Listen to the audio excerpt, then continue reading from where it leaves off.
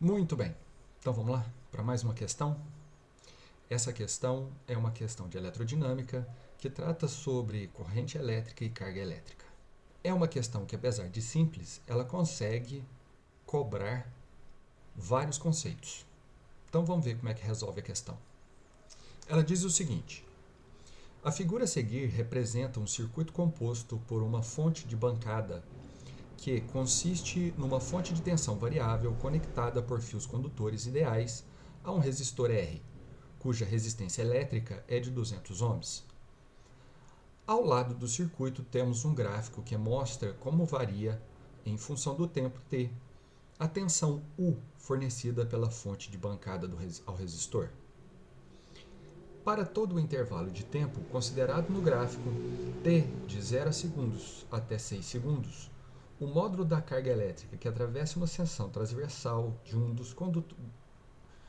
dos fios condutores é de... Muito bem, olha só, gente. Para resolver essa questão, a gente vai utilizar uma propriedade gráfica. Porque olha o que ele nos deu. Ele me deu o gráfico de tensão, que está no eixo vertical, pelo tempo, que está no eixo horizontal. E por que eu sei que eu preciso de um gráfico de corrente por tempo? Porque eu sei, por propriedade gráfica, que quando eu calculo a área desse gráfico, eu encontro quem? A minha quantidade de carga elétrica. Então parece ser bastante simples, né? Eu preciso só transformar esse gráfico num gráfico de corrente por tempo. E aí você fala assim, e o que é esse n em cima do igual? Isso aqui não é um tio, tá, gente? É numericamente, porque área é uma grandeza de espaço bidimensional e Q é a quantidade de energia que os elétrons carregam. Então, eu sei que a fórmula de corrente elétrica é Q sobre ΔT. Se eu passo ΔT multiplicando o I, vai ficar I vezes ΔT, que é área. Olha só, esse gráfico aqui não é um retângulo, então é base vezes altura para dar área. Então a área é igual numericamente à carga elétrica, certo? Você fala assim, professor, mas isso é porque é um retângulo. E se for outra figura geométrica? Não importa. E essa é a vantagem da propriedade. Não importa se o gráfico é de corrente por tempo, se você calcular a área, você acha a quantidade de carga. Então, como que a gente vai fazer essa conta? A gente vai utilizar a primeira lei de Ohm para poder achar as minhas correspondentes correntes elétricas em cada intervalo.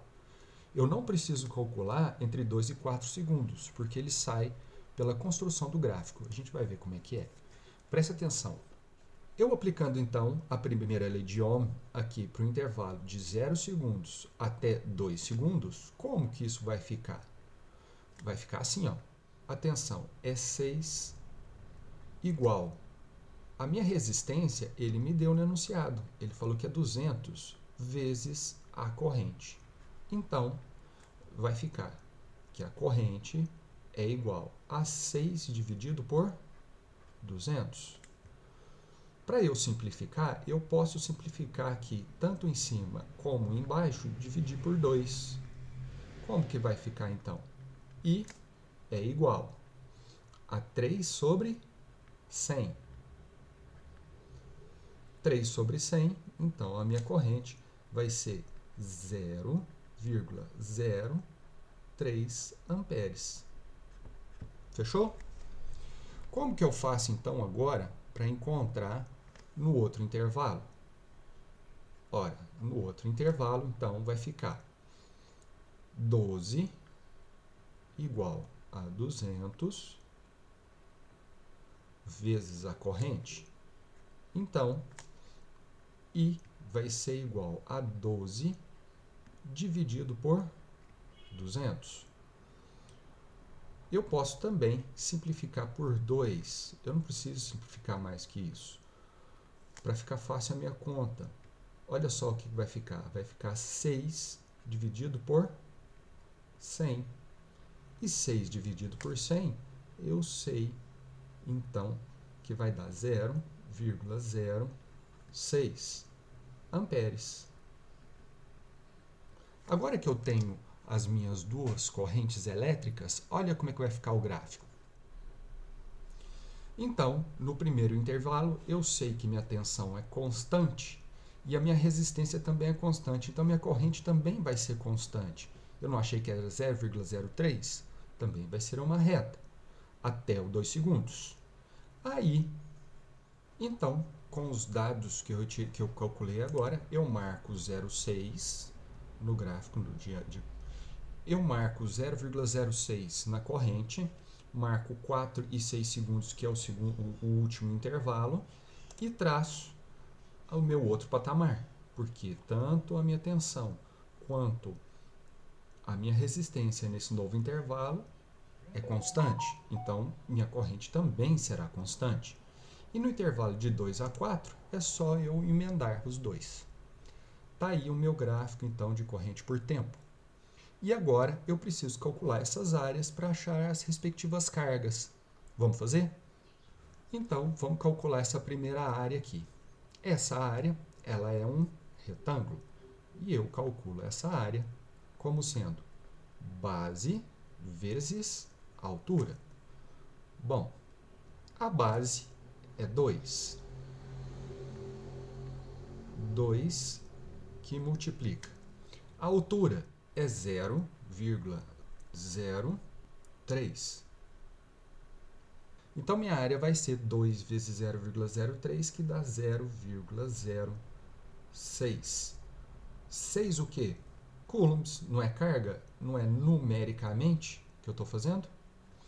Vamos calcular a segunda. E para eu calcular a segunda, faço do mesmo jeito. Então, vai ficar que a área é igual numericamente, só que agora é um trapézio. Como que eu calculo a área de um trapézio? É base maior vezes base menor vezes a altura. Tudo isso dividido por 2. Então, minha área vai ser igual.